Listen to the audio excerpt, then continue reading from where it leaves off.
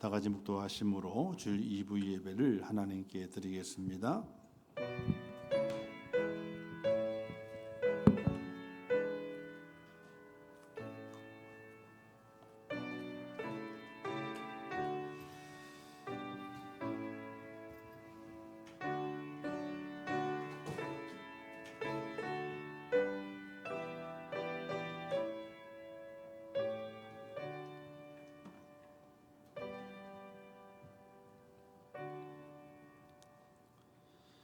하나님은 나의 요새이시니 그의 힘으로 말미암아 내가 주를 바라리이다.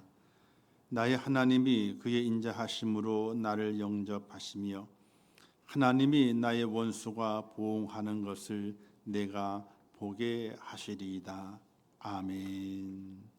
참 좋으신 아버지 하나님, 하나님의 크신 은혜로 저희들에게 믿음을 허락하시고 그 믿음으로 말미암아 구원의 길에 서서 십자가를 바라보고 천국 본향을 향하여 인생의 여정을 걸어갈 수 있도록 인도하심을 참으로 감사합니다.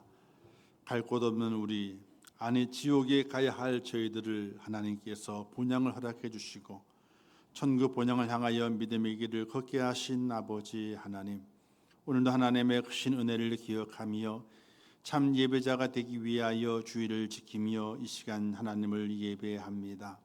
이곳에 임재하셔서 여호와 이름을 부르는 자들마다 기쁨이 있게 하시고 영생에 감격 있게 하시고 하나님을 만나는 복된 시간으로 허락하여 주시옵소서.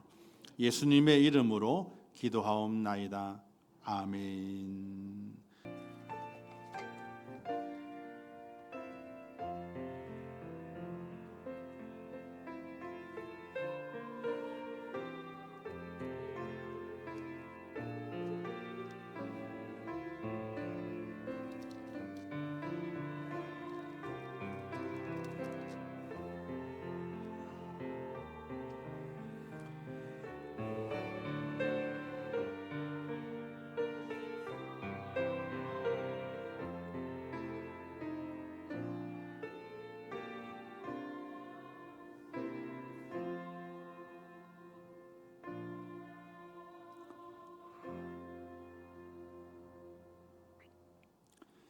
하나님의 말씀 고린도전서 16장 13절 14절 말씀 봉독해 주시겠습니다.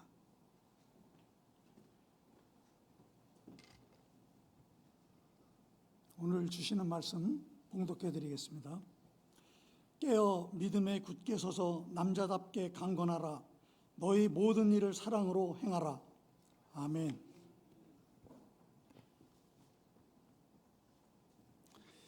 이제 코람들 성은 하나님께 찬양을 돌리겠습니다.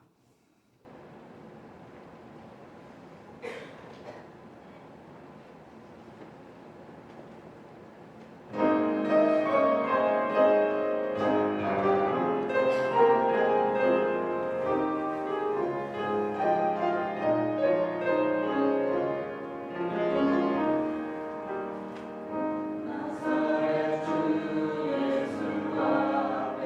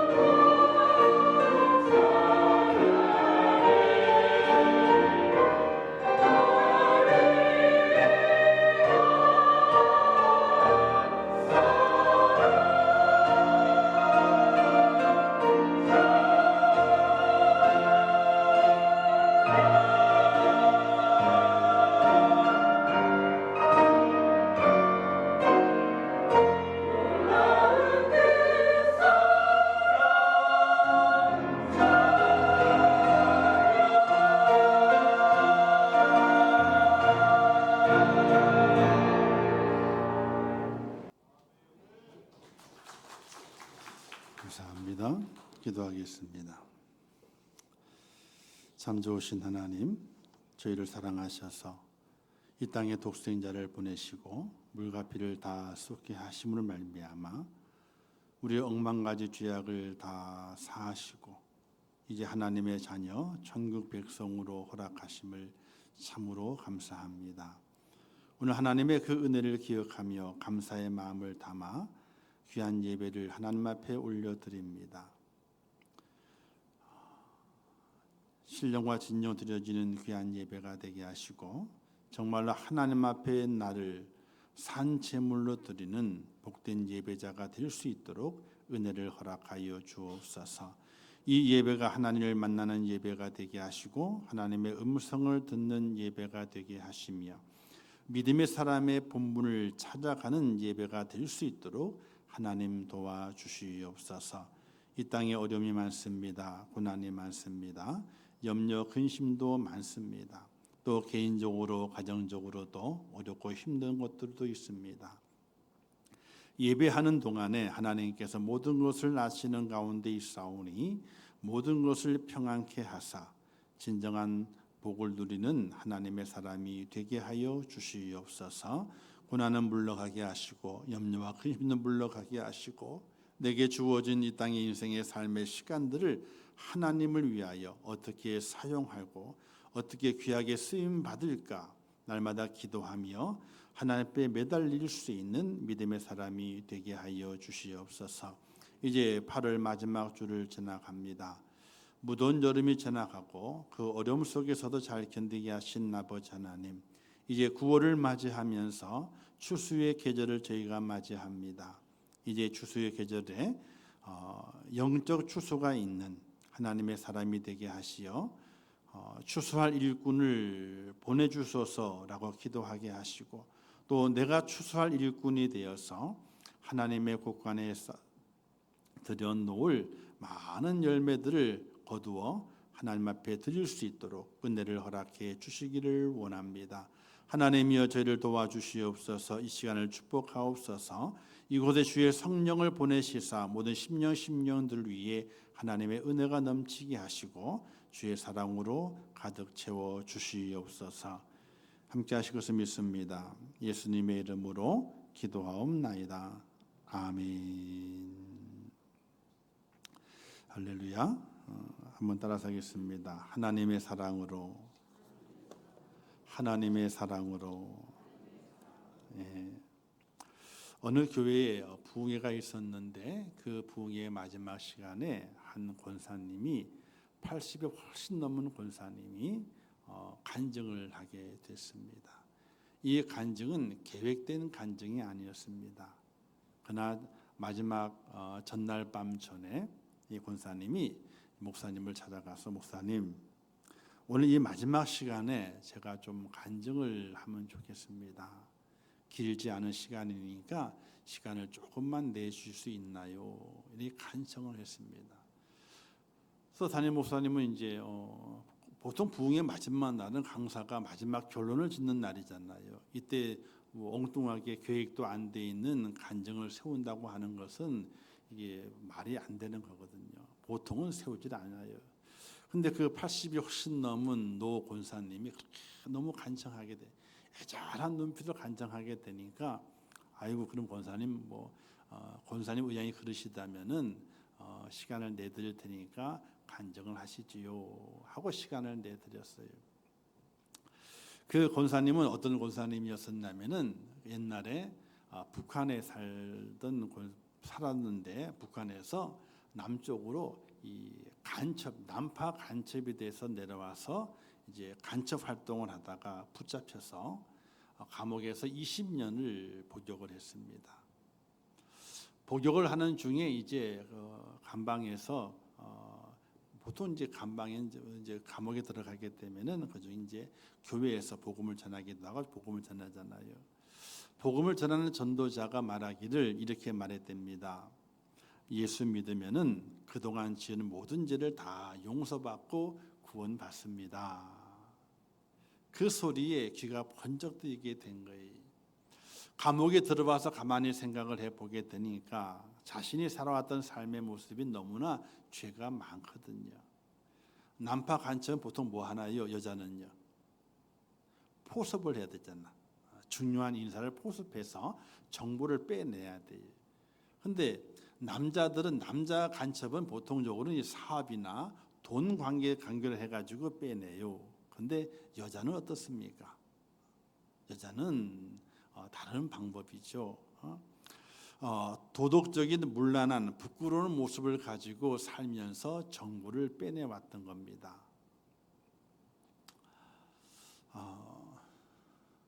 그러니까 이제 그 자신의 죄가 너무나 크고 너무나 부끄러운 줄 알고 있는 겁니다. 그런데 예수 믿으면은 그 죄를 다 용서받고 구원을 받는다 그러게 되니까 귀가 솔깃하게 돼서 예수를 믿고 그리고 이제 보육한 중에 퇴소를 해서 나와서 나만에 살게 되는 겁니다.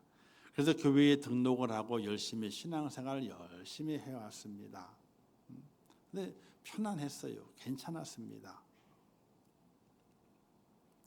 그 자신은 예수 믿으면은 자신의 모든 죄가 한순간에 다 용서받기 때문에 너무나 좋은 거다 이렇게 생각을 하고 살았습니다. 그런데 그날 부흥회를 하는 과정 가운데 보통 옛날에는 부흥회를 3일 4일씩 했잖아요. 부흥회를 하는 과정 가운데서 마음의 찔림을 받게 되고 새로운 깨달음을 얻게 됐던 겁니다. 어떤 깨달음이었냐면은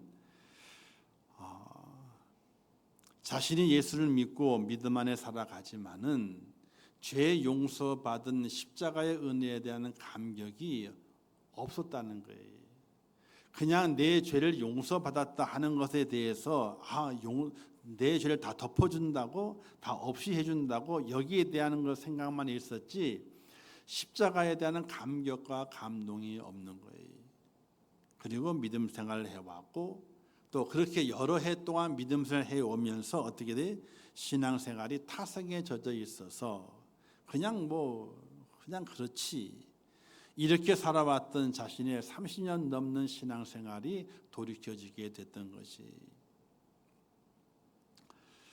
그러니까 자신은 죄를 용서받았다고 믿었지만은 십자가에 대한 감격이 없었고 신앙생활도 그저 그렇고 세월이 지날수록 그냥 신앙생활 그냥 그렇게 하는 거지 이렇게 생각을 쭉 하고 살아오다가 그 부흥회 때에 은혜를 받게 됐어요.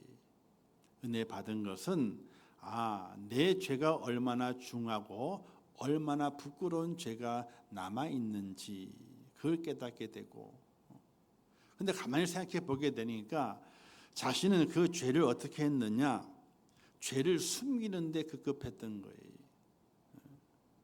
하나님의 진정으로 죄를 다 고백하고 십자가의 은혜로 죄 용서받는 감격으로 살아왔던 것이 아니라 십자가의 그늘 속에 자신의 죄를 다 숨기고 나는 이제 죄를 다 용서받았기 때문에 나는 깨끗하다. 자신의 죄를 용서해 주신 하나님의 사랑에 대한 감격도 없이 십자가에 대한 감격도 없이 그냥 십자가의 그늘에 자기의 죄를 감추는 거예요. 그래서 나는 깨끗하다. 이렇게 살아왔던 자신의 모습이 반성이 됐던 거예요. 그래서 그날 간증 때에 저는 죄가 많은 죄인입니다. 자신의 모든 과거를 손으로 다 끄집어내요. 예수님의 보혈이 나의 죄를 용서하셨고 나의 죄를 용서하신 그 하나님의 그 사랑이 얼마나 큰지 이제서야 제가 깨닫습니다. 그렇게 신앙 간증을 그 시간에 했다고 합니다. 사랑하는 성도 여러분, 우리가 예수 믿어서 믿음 안에 있고 믿음으로 말미암아 예배를 드린다고 하는데 하루하루의 삶 속에서 예배드리는 시간 속에서 십자가의 그 은혜에 대한 감격이 얼마나 내 마음에 감동을 주고 있고 주의 십자가를 생각할 때마다 눈물이 앞을 가리고 내 마음에 이루 말할 수 없는 사랑의 감격으로 물결치고 있는지 우리는 나를 점검해 볼 수 있어야 됩니다. 그분은 이렇게 말했답니다. 오래 믿는다고 믿음이 성장하는 것인 줄 알았는데, 오래 믿으면은 믿음이 성장하는 것인 줄 알았대요. 그런데 지금 80이 넘어서 이제 생각해 보게 되니까 오래 믿었다고 믿음이 성장하는 것이 아니었대요. 그냥 십자가의 그늘에 자기를 감추기 급급했던 것이지 믿음이 성장한 것이 아니었대요. 우리가 예배를 드리고 십자가를 생각할 때마다 뭔가 끓어오르는 뭉클하는 감격과 감동이, 그리고 십자가의 그 사랑과 그 축복이 하나님의 놀라우신 그 사랑이었음을 깨닫는 그 은혜가 오늘 우리 속에 있지 아니하면은, 우리도 어쩌면은 이제 80이 넘어가고 90이 넘어가면서 주님 앞에 갈 날이 다가오는 그때에 정말 내가 믿음이 있는가, 내가 정말 내 죄가 용서받았는가, 아니면 단지 십자가의 그늘에 내 죄가 감추어지기를 급급한 그런 모습으로 우리가 살아가고 살아오고 있지 않은지 우리는 돌이켜볼 수 있어야 됩니다. 감추어진 것은요, 용서받은 것이 아니에요. 십자가의 그늘에 다 감추어 숨겨져 있는 건 용서받은 것이 아니에요. 끄집어내서 주의 십자가의 보혈로 씻어내야 돼요. 씻어내야 돼요. 오래된 때는, 묵은 때는 잘 씻겨져요? 안 씻겨져요?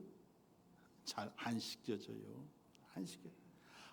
아무리 세제를 좋은 걸 써도 잘 씻겨지질 않아요. 씻겨지지 않는 그 죄를 다 씻어내야 돼요. 그 죄를 씻겨주신 하나님의 사랑이 얼마나 크고 얼마나 고귀한 사랑이었던가를 내가 느끼고 살지 않으면은, 잘못하다가 이 노 권사님처럼 우리는 잘못된 믿음 안에서 살아가고 있는 어리석은 자가 될 수 있다는 사실입니다. 누가복음 7장에 보기 예수님께서 바리새인의 집에 식사 초대를 받으셨습니다. 그때에 그 동네의 죄인인 한 여인이 예수님의 발에 눈물을 적시고 머리털로 닦으며 입을 맞추며 그 위에 향유를 붓는 사건이 있게 됩니다.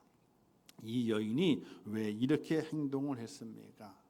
그 행동한 이유는요, 자신의 죄가 얼마나 크고 많은지 알았고 죄사함 받을 사랑이 너무나 큼을 깨달았기 때문에 사람의 시선과 조롱, 부끄러움을 이겨내고 예수님의 발에 눈물로 적시고 머리털로 닦고 입을 맞추고 향유를 부은 것입니다. 이 여인이 이렇게 행동한 이유는 단 한 가지 이유 때문입니다. 죄인인 자신을 받아주신 주님의 사랑이 너무나 큼을 알았기 때문에, 너무나 죄 많은 나를 주님께서 받아주시고 내게 나를 사랑해 주시는 그 사랑이 너무나 큼을 알았기 때문에 그와 같은 행동을 하게 되었던 것입니다. 사도 바울이 왜 사도 바울이 되었습니까? 자신을 죄인 중에 괴수라고 자신을 깨닫고 그런 자신을 받아주신 하나님의 사랑을 알았기 때문에 사도 바울이 된 것입니다. 그는 고백하잖아요. 나는 죄인 중에 괴수라고.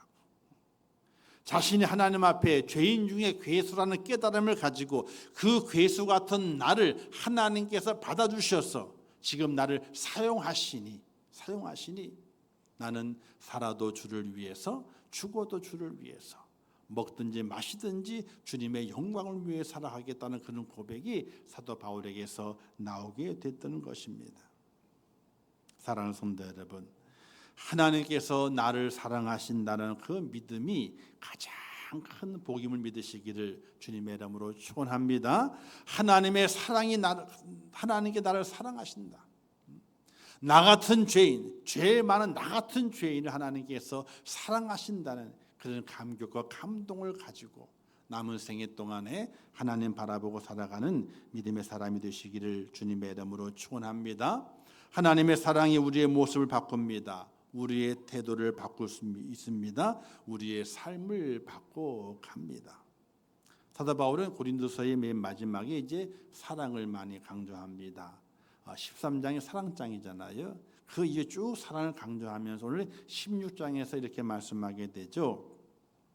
너는 너희 모든 일을 사랑으로 행하라, 이렇게 말합니다. 담대히 서서 남자처럼, 남자만 이야기하는 것이 아니에요. 단지 여자보다 남자가 힘이 세잖아요. 남자처럼 강하고 담대해서 사랑으로 행하라, 이렇게 말씀하게 됩니다. 여기에서 이 사랑은요, 뭘 말하게 되냐면 헬라어로 엔 아가페, 엔은 전치사예요.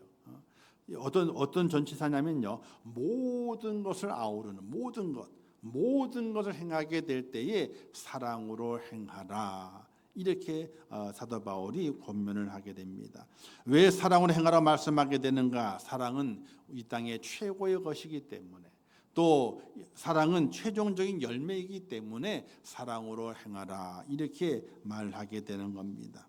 사랑이 없는 봉사, 사랑이 없는 섬김, 사랑이 없는 예배, 사랑이 없는 돌봄, 사랑이 없는 나눔은요, 아무것도 아닙니다.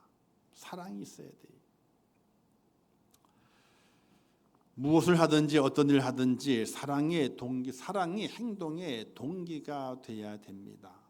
하나님의 교회를 섬기는 것도, 성도를 섬기는 것도, 하나님의 교회에서 진행되고 있는 교회의 사역에 동참하는 것도 이 사랑이 동기가 되지 않으면 절대로 안 됩니다. 사랑이 동기가 돼야 돼요. 하나님이 나를 이렇게 사랑하셨구나. 그 사랑의 동기, 그 사랑의 동기를 가지고 섬기고, 또 사랑하고, 또 의무를 감당하고, 또 헌신하고 봉사하고, 이 모든 일들이 사랑으로 진행되는, 사랑으로 행하는 자가 되게 될 때에 거기에 하나님의 큰 은혜가 임하게 되고, 또 하나님의 복이 임한다는 사실입니다.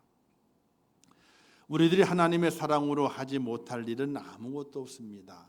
하나님의 사랑으로 할 수 있다면요, 무엇이든지 할 수 있어요. 무엇이든지. 손양아 목사님, 우리가 사랑의 원자탄이라 그러잖아요. 어떻게 두 아들을 죽인 자를 양아들로 맞아들이게 되고 그를 살려줍니까? 사람의 사랑은 절대로 할 수 없어요.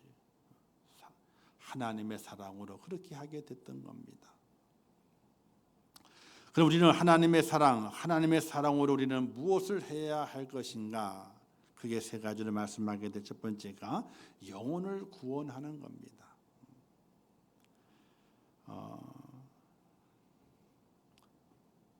복음을 전하는 것은 사람의 힘으로 하는 것이 아니고 사람의 사랑으로 하는 것이 아닙니다.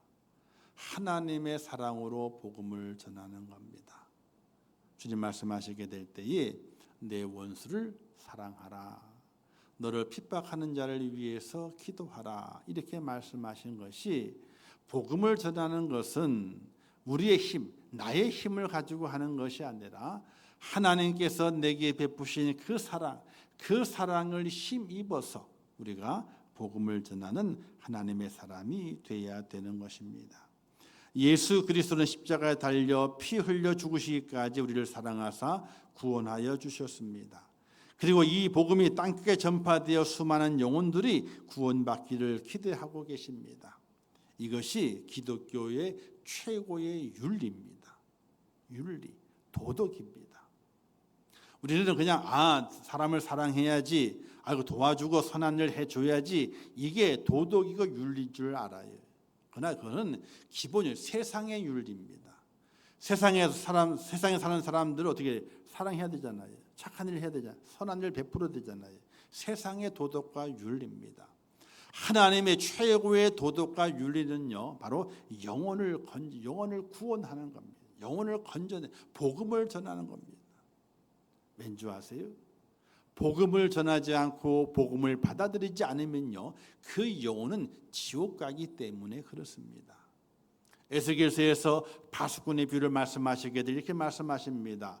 파수꾼이 파수를 보다가 적군이 쳐들어온다라고 성중의 사람들이 알렸는데, 성중의 사람들이 준비하지 않고 있다가 죽임을 당했다면은 그 핏값을 누구에게 찾겠느냐?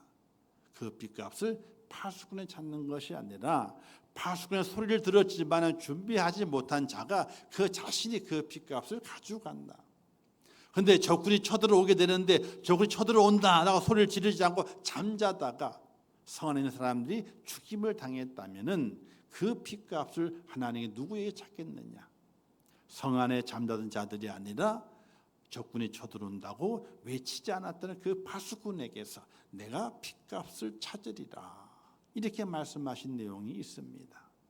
사랑하는 성도 여러분, 복음을 전하는 것은요, 기독교의 최고의 윤리예요. 최고의 도덕이에요. 왜? 복음을 듣지 아니하면은, 복음을 받아들이지 않으면 지옥에 가기 때문에, 지옥에 간다고 알려줘야 되거든요. 죽는 길이라고 알려줘야 되거든요. 사망이 있다고 알려줘야 되거든요. 그걸 알려주지 않으면 기독교의 최고의 윤리를 저버리게 되는 것이에요. 하나님의 세상을 이처럼 사랑과 독생을 주셨다는 구절이 있습니다. 이처럼에는요, 하나님의 아들을 보내어 십자가에 달려 죽기까지 사랑을 같이 너희도 이웃의 영혼을 그렇게 사랑하며 구원하라, 이런 뜻이 그 속에 포함되어 있습니다. 이처럼 사랑하사, 하나님께서 너희 인생들 사랑했던 것처럼 너희들도 하나님의 그 사랑을 가지고 아직 나를 알지 못하는 자들을 사랑해라. 그 사랑의 최고의 윤리는요, 복음을 전하는 거예요. 그 영혼을 깨워서 지옥에 있는 것을 알려주는 거예요.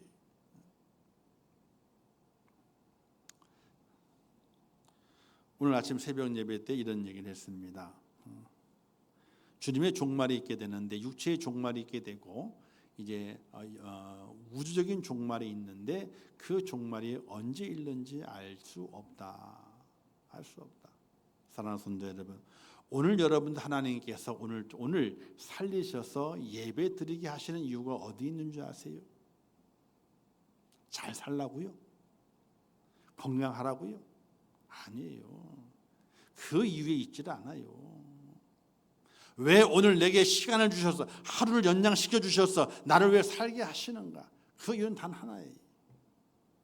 회개할 기회를 주시기 위해서요. 회개할 기회를. 회개해야 천국에 가기 때문에 그래요. 회개해야. 오늘 우리가 복음을 외치는 것은 왜 최고의 윤리이냐? 지옥 가지 않도록 아직 하나님을 알지 못하는 자들에게 회개의 기회를 주기 위해서 그들에게 복음을 전하는 거예요. 그 복음을 전하게 될 때에 하나님의 사랑이 내게 있어야 돼. 아, 내가 하나님의 사랑으로 이렇게 구원받았구나. 내게 생명이 주어졌구나. 그런 감동과 감격이 내 속에 채워져 있어야 돼. 그 사랑으로 영혼을 구원하기 위해서 예수 믿어야 됩니다. 지옥 가면 안 됩니다. 천국 가셔야 됩니다. 이렇게 복음을 전하는 축복자가 꼭 될 수 있기를 주님의 이름으로 축원합니다. 두 번째는 사명을 감당해야 됩니다. 우리는 일과 사명에서 혼돈될 때가 있습니다. 무엇이 일이며 무엇이 사명일까? 일과 사명. 일이란 나를 위한 것일 때 일이 됩니다. 나의 자랑이 되고 나의 보람이 되고 나의 기쁨이 되고 나의 감격이 돼요. 그럼 그건 일이에요. 큰 일이에요. 사명은요, 나를 위한 것이 아니라 하나님을 위한 것이 될 때에 그게 사명이 됩니다. 우리는 일과 사명을 혼돈해 살아가요. 그러나 그것이 바르게 경계를 져야 되고 정립이 돼 있어야 됩니다. 예수 믿기 전에는요, 일을 하며 살아왔어요. 나를 위해 살아왔죠. 가족을 위해 살아왔죠. 나의 먹고 마시는 게 풍성함을 살아왔죠. 누리기 위해 살아왔습니다. 그러나 예수 믿은 다음부터 내 삶의 모습은 일이 아니라 사명으로 바뀌어져야 돼요. 먹는 것도 하나님의 영광을 위해서, 누리는 것도 하나님의 영광을 위해서. 사도 바울이 그런 삶을 살지 않았습니까? 그가 열심히 수고하고 열심히 일을 했습니다. 예수님을 만나기 전에 그의 일은 어떤 것이었습니까? 사람에게 칭찬받는 것이었어요. 그리고 야, 내가 이만큼 했다. 자기의 자랑이 되는 것이었습니다. 그래서 열심히 예수 믿는 자들을 잡아 가두는 일에 그 열심을 품었습니다. 그러나 하나님 만나고 주님 만난 이후에 그의 모습이, 그의 가치관이 바뀌었습니다. 그가 열심히 일했던 일이 바뀌어서 사명으로 바뀌었어요. 자기를 위해 일하는 것이 아니라 하나님을 위해서 모든 일을 하게 되는 기준이 바뀌게 됐다는 것이. 그래서 사도 바울은 먹든지 마시든지 살든지 죽든지 그리스도가 종이 되기를 원한다, 이런 고백을 가지고 그가 사명을 감당하는 자가 됐습니다. 자신의 생명이 위태한 적이 있다 할지라도 그것을 마다하지 않아요. 그 굴속으로 들어갑니다. 나를 위해서는, 내가 살기 위해 가면 안 되는 겁니다. 그러나 하나님을 위해서는 그 굴속에 들어가는 겁니다. 하나님의 사랑은요, 일의 경계를 넘어서 사명으로 나아가게 한다는 것이, 하나님이 나를 사랑하셨구나, 그 은혜가 있으면요, 일의 경계를 넘어가는 거지, 사명의 경계로 그걸 넘어가셔야 돼요. 일에 매여서 거기에서 사명을 놓쳐버리는 자가 아니라, 얘는 일의 경계를 넘어서 사명으로 나아가는 그런 거듭남의 놀라운 역사가 오늘 우리 속에 있어져야 돼요. 헨리 크로웰이라고 하는 미국에서 가장 큰 오토밀 회사인 퀘이커 오츠의 창업자가 있습니다. 그는 9살 때 아버지가 폐결핵으로 돌아가셔요. 죽어요. 또 그 역시 폐결핵에 걸려가지고 절망 가운데 빠져 있었어요. 그때 나이가 9살. 아버지가 폐결핵이었으니까 아들도 걸리는 거예요. 그때 전염이 됐기 때문에. 근데 그 질병으로 있을 때에 무디 목사님의 전도 집회가 있었어요. 그 전도 집회에 어떻게 참여를 하게 됐던 겁니다. 근데 무디 목사님이 맨 마지막에 이런 말씀을 했는데, 오직 한 번밖에 살 수 없는 인생, 하나님께 쓰임 받는 위대한 생애를 살아라, 이런 말씀으로 결론을 맺었어요. 근데 그 말씀이 9살 꼬마에게 딱 박혔어요. 한 번 사는 인생인데 그 인생을 살아가게 될 때에 하나님께 쓰임 받는 위대한 인생이 되라, 그게 꽂혔어요. 그걸 기도하는 거예요. 하나님, 저는 가난합니다. 또 많이 배우지 못했기 때문에 무디 선생님처럼, 목사님처럼 말씀을 잘 전할 수도 없습니다. 근데 하나님을 위해서 중요한 일을 하겠으니 저를 부자 되게 해주세요. 돈을 벌게 해주세요. 하나님을 위해서 중요한 일을 하겠으니까 돈을 벌게 해달라고, 그렇게 기도하며 자랐어요. 그리고 청년이 됐을 때에 그때 남북전쟁이 일어나게 되고 어려움을 당합니다. 그때 하나님 지혜를 주시게 되는데, 너무 바쁘니까, 아침에 바쁜 사람들이 빠르게 먹고 갈 수 있는 식사를 만들면 어떻게 될까 하고 생각을 했던 거예요. 그때 생각난 것이 바로 오토밀 시리얼이었어요. 곡식을 눌러가지고 튀겨서 그냥 우유만 붓게 되면 한 끼 식사가 되는 거예요. 그냥 붓고 우유만 부으면 한 끼 식사가 되는 거예요. 지금이야 뭐 많이 있지만 그 당시에는 획기적인 것이거든요. 조리를 하지 않아도 그냥 붓고 그냥 따라내고 우유만 딱 붓게 되면 한 끼 식사가 되는 거예요. 얼마나 획기적인 겁니까? 성공했을까요? 안 했을까요? 성공을 했어요. 돈을 엄청나게 벌어요. 그는 그 돈을 가지고 그 거부가 됐습니다. 그는 그 돈을 가지고 사회 사업을 합니다. 구제합니다. 그리고 하나님을 위해서 사용하게 되고, 또 범죄를 줄이고 또 빈민 계층을 돕는 일에 전력을 다해서 그 물질을 사용하게 됩니다. 그리고 죽게 돼요. 죽었을 때에 누가 추도사를 하게 됐냐면 무디 성경학교의 교장인 호튼 교장께서 이제 추도사를 하게 됐습니다. 그 추도사가 간략하게 이런 내용이 있다고 합니다. 헨리 크로웰은 제가 만나본 사람 중에 예수를 가장 많이 닮은 분이셨습니다. 그분은 자신이 한 모든 일에서 본인을 숨기고 예수 그리스도만 드러내려고 애쓰셨습니다. 그는 세상 박수갈채를 원하지 않고 하나님으로부터 잘했다는 인정을 받고 싶어 하셨습니다. 크로웰의 훌륭한 모습은 어디에서 비롯된 것이냐고 묻는다면 그분은 겸손하게 대답할 것입니다. 예수 때문이라고, 이렇게 추도사를 했다는 거예요.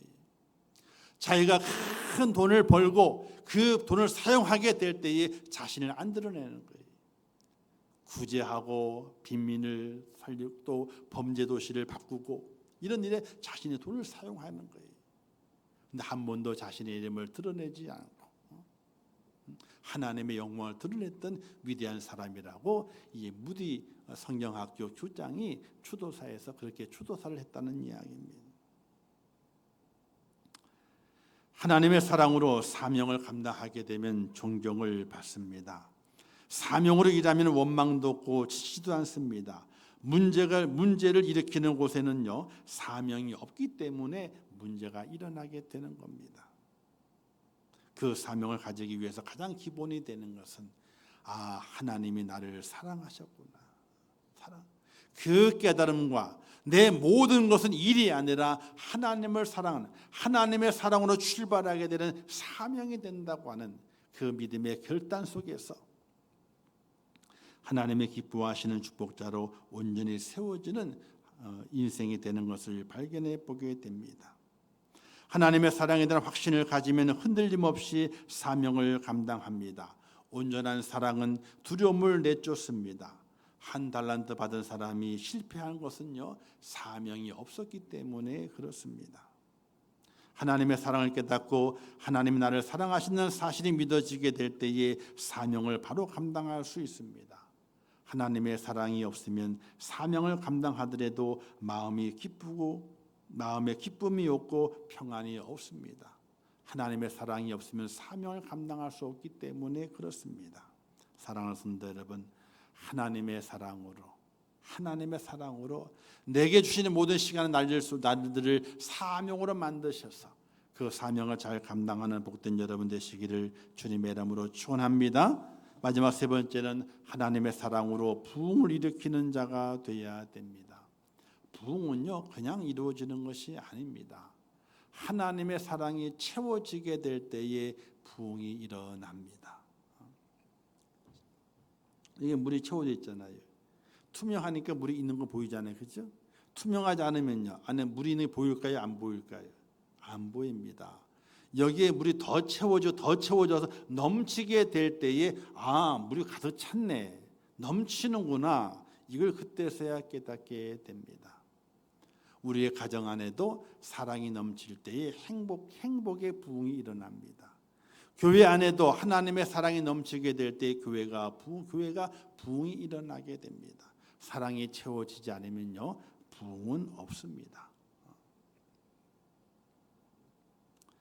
하나님을 사랑함으로 하나님을 깊이 알아가고 하나님의 영광을 위해 살아가게 될 때 하나님은 우리를 통해 놀라운 부흥을 일으키시게 되는 겁니다. 하나님의 사랑으로, 하나님의 사랑이 교회에 채워지고 하나님의 사랑이 우리의 가정에 채워지게 될 때에 그때의 부흥이 있는 겁니다. 사랑하는 성도 여러분, 무슨 일을 하든지 마음을 같이하며 사랑으로 할 수 있기를 주님의 이름으로 축원합니다. 힘들고 어려워도 서로 격려하며 서로 돕고 세워주면 하나님의 사랑으로 감당하시기를 주님의 이름으로 축원합니다. 사랑이 있는 곳에 부흥이 있습니다. 사랑이 없으면요, 하나님의 사랑이 없으면요 깨진 항아리가 돼요.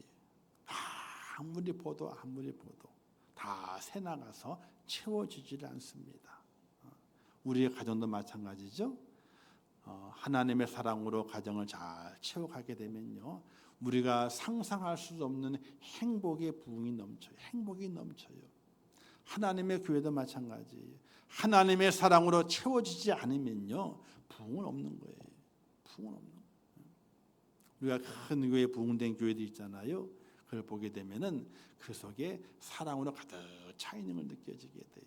정말 그래요. 그런 교회 가게 되면요 그 성도들이 지나갈 때마다 인사도 하고 극진히 섬기려 그러고 그런 모습들이 그냥 느껴져. 우리 임촌교회가 더욱더 부흥하고 하나님 주신 사명을 온전히 더 많이 감당하는 교회로 세워가기 위해서는 이 교회 안에 하나님의 사랑이 납니다. 사람의 사랑은 아니에요. 사람의 사랑은요 기브 앤 테이크예요. 내가 하나 줬으니 너도 나 하나 줘. 안 주면은 좋아해요? 미워해요. 하나님의 사랑으로. 하나님의 사랑은 아가페적인 사랑이거든요. 뭔가 원하는 사랑이 아니라 무조건 주는 사랑이거든요. 하나님의 교회 안에 그 하나님의 사랑이 넘치게 될 때에 교회는 부흥하게 돼 있어요. 사랑하는 성도 여러분, 오늘 말씀에 있는 것처럼 하나님의 사랑으로 여러분들이 행할 수 있기를 주님의 이름으로 축원합니다. 하나님의 사랑을 행함을 통해서 우리 교회가 더욱더 사랑에 가득 채워져 그 사랑 때문에 넘쳐 흐르는 그런 교회를 만들어가는 일에 아름답게 쓰임한 축복자가 되시고 하나님의 사랑 여러분의 가정을 가득 채워서 어떤 세상의 가정들보다도 정말 행복이 부흥이 일어나는 행복이 넘쳐나는 그런 복된 가족으로 아름답게 만드셔서 영육간의 기쁨이 되고 감사가 되는 축복자가 되시기를 주님의 이름으로 축원합니다. 기도하겠습니다. 하나님 아버지 은혜를 감사합니다. 오늘도 귀한 말씀을 주셨습니다. 잘 깨닫게 하시고 믿음에 굳게 서서 하나님의 사랑으로 모든 일을 행하는 하나님의 사람들 되게 하여 주시옵소서. 그 사랑으로 인하여서 영혼을 건져내게 하시고 그 사랑으로 인하여서 하나님의 그 사명을 잘 감당케 하시고 그 사랑 때문에 몸된 교회가 부흥해서 정말 아름답게 귀한 삶을 크게 감당하는 복된 교회로 설 수 있도록 은혜를 베풀어 주시옵소서. 예수님의 이름으로 기도하옵나이다. 아멘. 지금은 우리 주 예수 그리스도의 은혜와 하나님 아버지의 극진하신 사랑하심과 성령님의 감화 감동 위로 축복 교통하신 은혜가 오늘 거룩한 주일 하나님의 전에 올라와 구원의 하나님께 감사로 예배하며 또 주시는 말씀을 통해서 하나님의 사랑으로 영혼을 건져내며 하나님의 사랑으로 사명을 감당하며 하나님의 사랑을 가득 채워서 우리의 가정과 교회와 우리의 모든 삶의 현장이 부흥으로 넘쳐나기를 간절히 소원하는 우리 임천교회 성도들 머리 위에와 그들의 가정과 자녀들과 기도의 제목들 위에 이 나라 이민족 위에 온 지구촌 위에 지금도 세계 속에서 복음을 전하시는 선교사들과 그 선교의 현장들 위에 이제부터 영원토록 함께 있을지어다. 아멘.